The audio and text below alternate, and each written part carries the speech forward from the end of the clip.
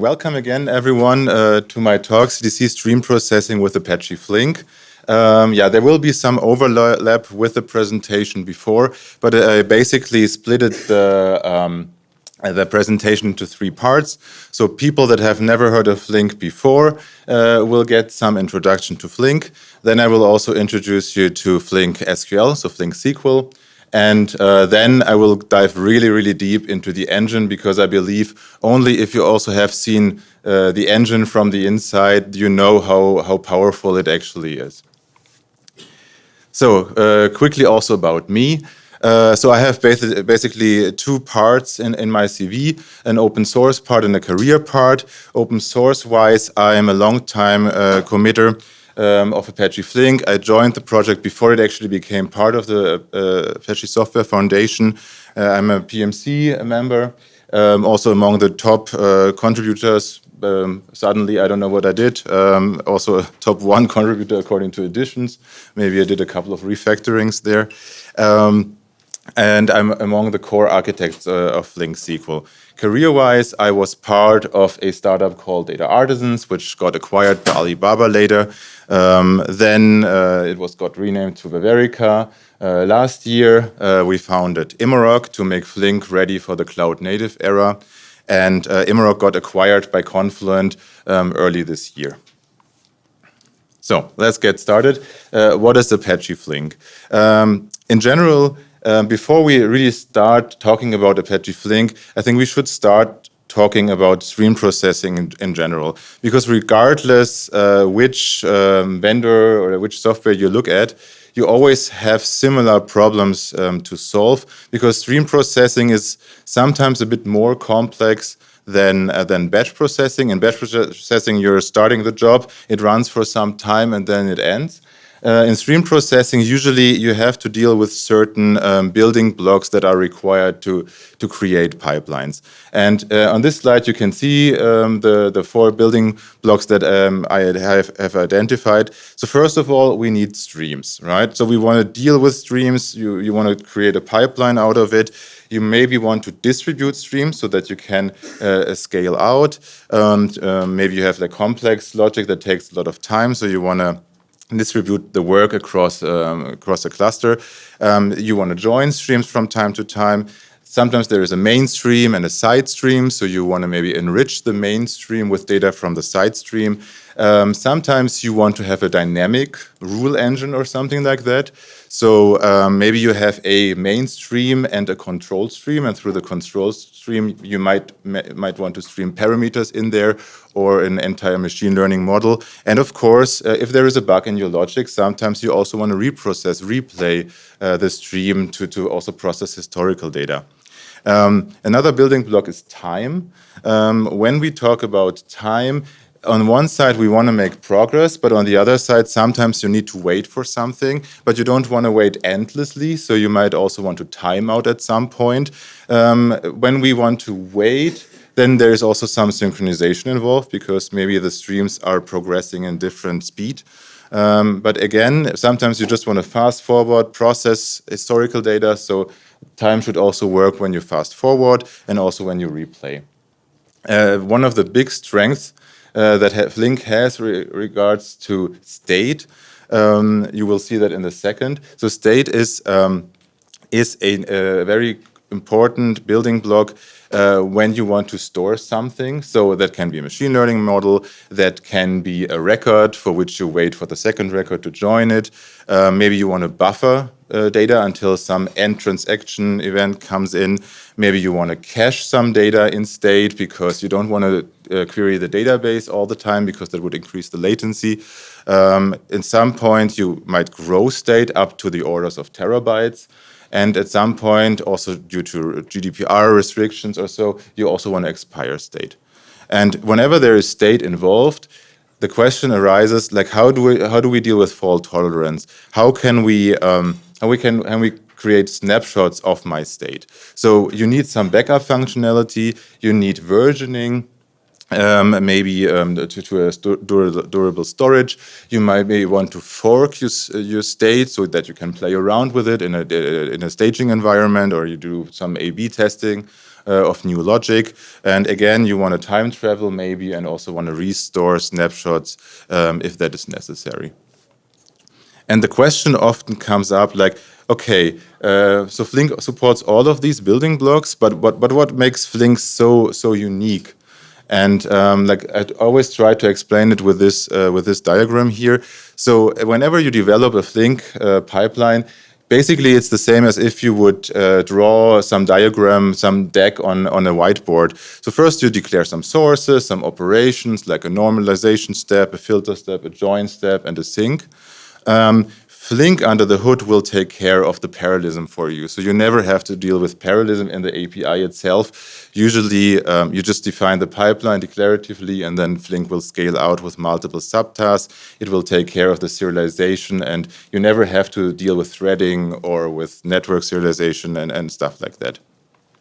And now comes the important part that makes Flink unique. Flink has Flink tries to put state local to each subtask, to each thread. And that means that, first of all, the state access is very efficient because you don't have to go to a remote system for looking up state. And this state can also scale in and scale out with the operator. So if a parallelism of 100 is needed, the state will scale with the topology. And and of course, like then events travel through the topology, and from time to time, Flink will create so-called checkpoints to store the entire, like a consistent snapshot of the entire topology into a durable storage like S3 or some other distributed file system. So, what is Apache Flink used for in general? A big variety of use cases. For transactions, for logs, IoT event interactions. You can connect it with Kafka or Kinesis.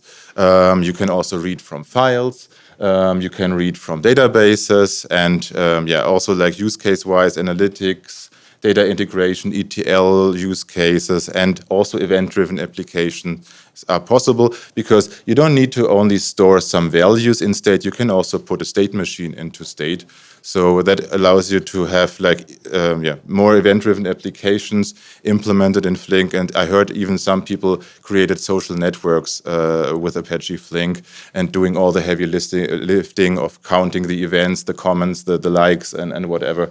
A lot of stuff is possible with a stream processor. And as output systems, again, we have messaging systems, files, applications, or other key value stores. So let's talk about the APIs in Flink.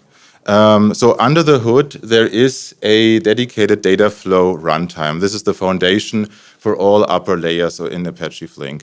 And on top of that, there is like a low-level stream operator API, but we don't need to get into the details here. The important piece is there are two main horses in Flink. There is the data stream API, which goes directly against the stream operator API, and there is the table and SQL API, which is like a relational API where also there is a planner and optimizer in the middle. And and then we have other APIs, but I won't go into the details here. I want to focus on the two main APIs in the following slides. So this is an example of the data stream API. It's basically just instantiating like the execution environment, and it sets the runtime mode to streaming, but we also support batch mode, by the way. And we are just creating a stream from 1 to 3 elements, and then we are just executing this on a cluster, retrieving the results back to the client, and printing the results to the local console. It's not a very useful pipeline, but maybe you just it serves to get the concepts. So the important piece for the data stream APIs is first of all, it exposes the building blocks that I mentioned earlier. So you can arbitrarily define an operator topology using some abstracted methods like map, process, and connect. You can decide how your business logic is written in user-defined functions. You can use arbitrary user-defined record types that flow between the operators. And the interesting thing here, talking about CDC processing now, conceptually, the data stream API is always an append-only or insert-only log. So when we are printing this pipeline to the console, what we see as an output is just 1, 2, 3. So it's always just insertions. Now let's have a look at the table and SQL API. So we sometimes we just say SQL API, sometimes we say only table API. In the end, it's the same. They are just using different endpoints, I would say. So you instantiate the table API with table environment, and then you can decide, do I want to do it programmatically with Java docs, with the IDE help, like pressing the dot and list all the methods that you want to choose from, or you use a standard ANSI SQL syntax. And in the end, again, we are doing the same as in the previous example. We are executing and then we are printing locally. So compared to Data Stream API, we are abstracting the building blocks for stream processing. We cannot largely decide how the operator topology looks like. This will be done by the planner and optimizer. The business logic is declared, not explicitly mentioned. So it's up for the planner how to actually execute this whole thing. And internally, there are internal records flow between the operators. And externally, there is also a row type that you can use in Table API. And now comes the important piece here. Conceptually, we are working with tables, but there is actually a lot of changelog and CDC logic under the hood. So also when we are printing this to the console, you will immediately see that there is actually a column that is actually not in the schema of the table, which is an operation column. So the output is also a changelog when you print it for debugging purposes to the console. And sometimes people ask me, so do I always have to use SQL, or what happens if I want to do something more sophisticated? And the answer is you can mix and match those two APIs together. So you can start, for example, in SQL and use the SQL connectors, and then you can go to Data Stream API to do some more complicated stuff, and then you can go back to Table API and SQL for the next processing and so on. So you can go back and forth without any issues and not much overhead. So let's talk really about changelog stream processing. So in Flink, basically we view everything as a stream. So the entire world of data processing is kind of a stream for us. And it's just about like, how do we actually process this stream of changes? So if you think about it in general, if your business would be if you would go out of business, then the stream would basically stop. Sometimes you also just want to have the project be stopped, or like you just want to cut the stream into pieces to process individual intervals. So we only distinguish between bounded and unbounded streams in Flink. And even a batch scenario for us just means that it's just a special case that we can use in the runtime to make it a bit more efficient. So batch processing sometimes can be more efficient if you know that the data is ending and you can sort and you can reuse the sorting in batch mode. But yeah, in general, stream processing is very flexible. You can start in the now and process the future. You can start somewhere in the past to the now, or even whatever to the future. Then the next question is, how do I actually work with streams in Flink SQL? And I already mentioned it before, you actually don't work with streams. You always work with a logical concept called dynamic tables. So dynamic tables are similar to materialized views. So the basic principle is that you create your table. So on the left side, we have a transaction table, and on the right side, we have a revenue table. And then you define a standing query up front. And this query is then translated into a topology and executed to consume the changes that come in from the left table and will push it to the right table. So I often get asked, so is Flink SQL kind of a database? And my answer usually is no, it's not a database, because you can bring your own data and your own systems. We don't store data. We are just responsible, kind of a hub between systems. And you don't have to change your entire infrastructure just to use Flink and pipe data from one system to the other. So I mentioned it before, that you work with dynamic tables in Flink, but still under the hood there are streams in the engine, right? So how can we actually map between tables and streams? And there is this interesting concept called stream-table duality, which means you can actually go back and forth between the two worlds pretty easily, without affecting the semantics. I will also show you an example of that shortly. The important thing is that sources, operators, and sinks in Flink always work with changelogs under the hood. So a changelog usually contains those 4 types of operations: insert, update before, update after, and delete. Update before can be skipped if there is a primary key. So if the operation is idempotent, then you can skip the update before and only work with the update after. But I will also have an example for that. In general, each component declares what it consumes and produces. If a component only supports +i, then it's appending or insert only. If it contains some kind of -u or -d, then it's updating. If it contains a -u, we call this retraction. And if it never contains a -u but only a +u, then we call this upserting. So those are the general terminologies. So let's have a concrete example. So again, we have this standing query. We want to sum transactions and grouping by name. So let's have a new transaction come in. So we have Alice here. This would end up in some changelog. Could be, for example, a Kafka, like 2 Kafka topics at the bottom. And the upper parts basically represent what happens if I would materialize or apply the changelog to some key value store or to some database. So again, we have our first sum, and we are putting this into the right table. That is easy. Then there is another record coming in. This is Bob, right? And we are putting it into the changelog. The engine processes it, computes the sum, and again, updates the output table. And now comes the important piece here. What happens if there is a second Alice coming in? Because now we need to actually update the sum, and the sum here, the total, is actually not valid anymore.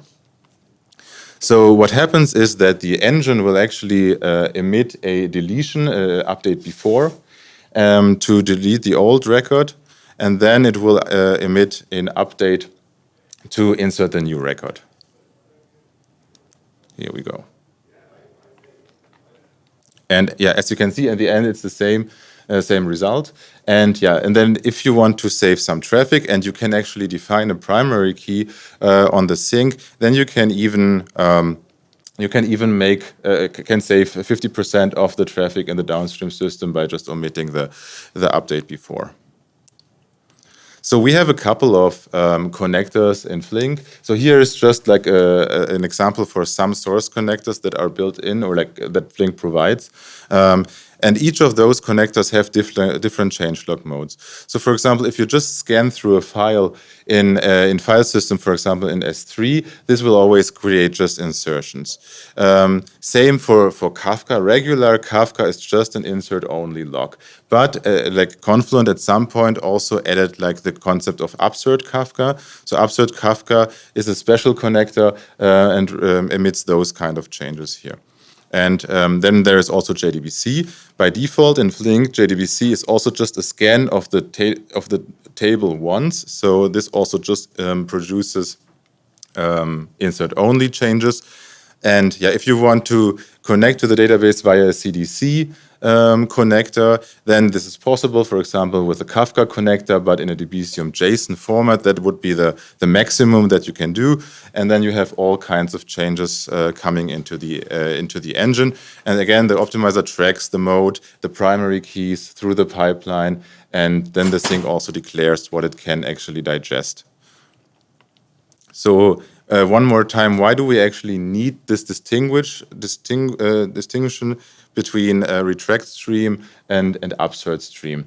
And here I have an example of a count of account SQL. So I'm computing a histogram. The nice property about retract is there is no primary key requirement. So you can also have duplicate rows in your table or in your stream. So that basically also means that it almost works for every external system. So the retract mode is actually the most flexible mode in Flink. It's also the default mode. So why is the retract mode necessary? So for this query here, let's assume we have two counts, count 1 and count 2, and there comes some record in. We don't care about the content actually. What we care about is like this, we will count this record, so it will create a 1, right, the count 1. And then the second count will be partitioned to some subsequent operator, and we will store in state that count 1 has occurred one time. And what happens now if there is a second row coming in? And now the count updates to 2, but like partitioning wise, it actually ends up at a different subtask.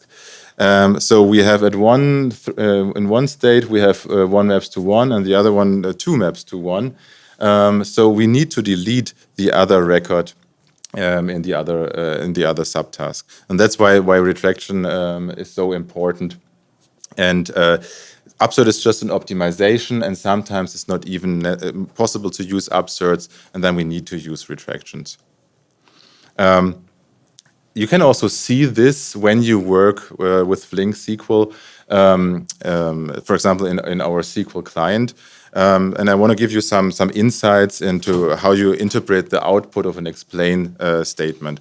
So again, let's assume we have a transaction table and we have a payment table. We assume that both tables just have insert-only changes coming in. And then we have a result table which just accepts all kinds of changes. And what we want to calculate is just joining transaction and payment together based on the transaction ID. And yeah, if you run explain, then you will see this output here. And the important thing here is that it shows you basically what the changelog modes are. So if everything is input insertion, then also the join operator will give you an insertion as an output. That's great. So we have a fully append-only pipeline from source to sink. So now let's use an outer join, for example, here. So we'll use a left outer join. And the interesting thing is, even though the inputs are still insert-only, the join operator now produces retractions. And why is that? Because left join, when the first record comes in on one of the sides, it actually will produce a null record or null column for the other side until the second side came in. So we will emit a null first, and then later we have to retract the null once we have matching records. So the join basically becomes like a retraction operator. Can we make it better?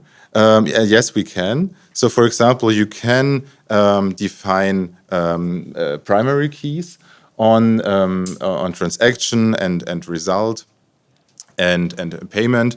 And with this information, at least we can scope it down from retraction stream to upsert stream. So that already improves the performance of the query. So in general, under the hood, the planner can actually change between the modes if necessary. So from append only, sometimes you can, like depending on the operation, you are creating an updating table. Depending on the operation, sometimes the planner needs to convert an updating table to a retracting table, and from a retracting table back to an updating table. I don't want to go into the details here, but there is a lot of magic involved, and sometimes people call the left side streams and the right side, so especially the upper one, a table. Maybe you know this from KSQL, but yeah, retraction mode is actually is special, and I don't know if there is a corresponding concept for other or at other vendors. But in general, we have a lot of join implementations in Flink. So when you just do a regular join, it always depends what is the input, and then here you can see the mode transitions between a join. If it's just a regular join between two append-only tables, then you also get an append-only table out. If there is one updating table as an input, then you get an updating table out. If it's an outer join, I explained that already, then you always get an updating table out. And then we have like some special kind of join, which we call temporal join, or stream enrichment, or time version joins. So there are a lot of synonyms for this, which actually allows you to do stream enrichment. So an append-only table to enrich it with an updating table. And the output is actually an append-only table. And I also have brought an example for this. Unfortunately, we're running out of time, so I cannot explain everything in details here, because it would take an entire day to talk about all the stuff that you can do with Flink SQL. But this is an example where you basically, in this case, we want to join some order table with some currency rates table. The currency rates, they update every millisecond or every second or so. And what you want to do is you want to calculate the conversion rate, or you want to have the order price at the time when the order was placed. So even though the currency rates updates frequently, you want to join those two tables based on time, and you want to have a view of the currency rates as of the time when the order was happening. And this is happening with the for system time as of clause. Yeah, I think that I have more examples here. For example, you can also do an explicit state mode transition. So if you have an append-only stream and you actually want to create an updating view out of it, you can use an over window with row number, and there are some patterns that you can use in Flink to basically create the right side from the left side. As I said, I don't want to go into the details. I just want to show you some very sophisticated examples of what is possible with Flink. And now I also want to show you a little demo. This demo is also available, and there are way more examples in my GitHub repository that you can just check out and run in your IDE. And let's get started. I brought a little CDC demo. So what I have here is a IntelliJ project. Everything is runnable within IntelliJ. I will start a Docker container now because I brought a MySQL database with me. The MySQL database is already filled with some values. So I have, this is the script. So I have some, some customer table, and then I put some example records with Alice, Bob, and Kyle into this table. And I have a Flink job here. So I'm creating a stream execution environment and a stream table environment. I have two tables registered because you can approach this MySQL table from two angles. Either you just scan it once using the JDBC connector, or you connect to the CDC log and continuously process the changes that are coming in. So I'm running this query now. So I'm just doing a select star from transaction CDC. So I'm interested in the live updates of this table. It takes some time until the whole thing has started. So here you can see the program has not terminated. So it's constantly watching for new updates coming in. So let's now insert a row into MySQL. And I could have used some MySQL CLI or so to insert a new row, but you can also use Flink for that. Flink is flexible enough to talk to the database. So I'm just staying in the Flink world and I'm executing SQL against the transactions JDBC table. So let me run this. It's a bit overkill to run a Flink job just for inserting a row, but it's possible. And once this job is finished, then the row is inserted into MySQL, and you will also see that it immediately ends up on the left side, detected by the CDC source. So we can also make this further, another row.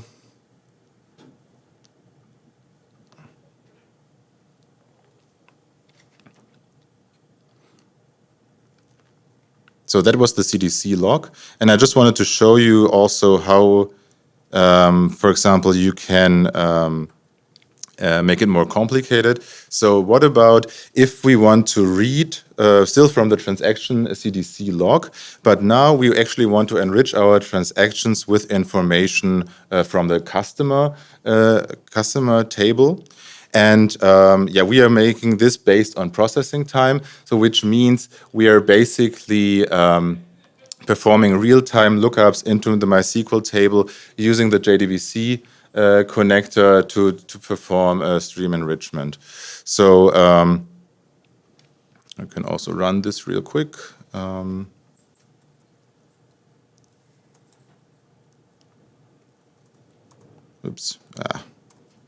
Demos. So I'm inserting now a new customer into the customers table. And I'm restarting this job because we want to do the enrichment.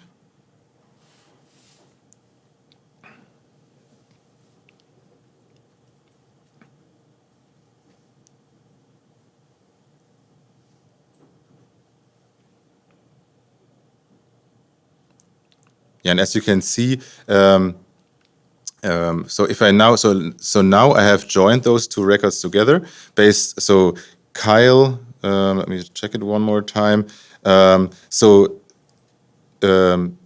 Actually, when I messed up the order actually. So Kyle was actually previously called Kyle and then changed his name to Kylie.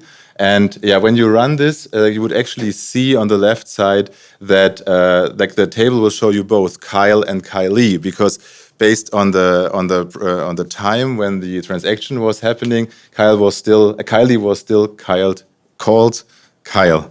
But to try it out yourself, it's actually quite fascinating to have these real-time lookups based on time. And there are way more examples online. So a rough summary is Flink SQL's engine is a very, very powerful changelog processor, has been developed for almost 7 years now. It is a very flexible tool for integrating different systems with different semantics, and there is way more. I brought you some more SQL examples just so that you have seen them once. You can perform windowing, you can perform, as I said, time version joins. You can use the materialized clause to do pattern matching and detect certain patterns in your table. So you can define something like a regex. So here, this is kind of a regex syntax to define patterns and then perform calculations downstream. And there is this very big ecosystem of CDC connectors. There is this special sub-project, CDC connectors, that provide you connectors for various databases like Oracle, Postgres, and so on. And I think that's it from my side. And if you have any questions, I'm ready to answer them now. Thank you.